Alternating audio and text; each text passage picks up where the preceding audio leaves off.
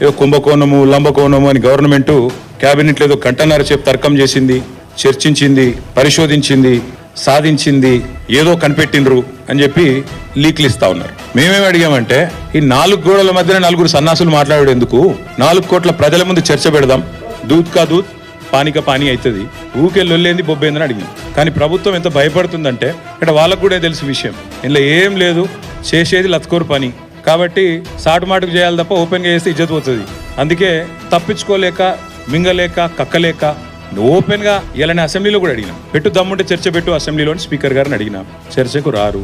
నిన్న రేవంత్ రెడ్డికి ఉత్తరం రాసిన, ఏదో కేసు పీస్ అంటున్నావు కదా, పెట్టు చర్చ అసెంబ్లీలో దమ్ముందా అని అడిగిన, పత్తలేదు.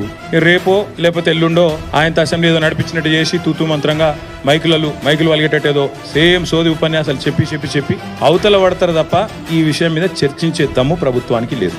అసలు ఫార్ములా ఈ ఏంది, అసలు హైదరాబాద్ ఈ ప్రీ ఏంది, అసలు జరిగింది ఏంది.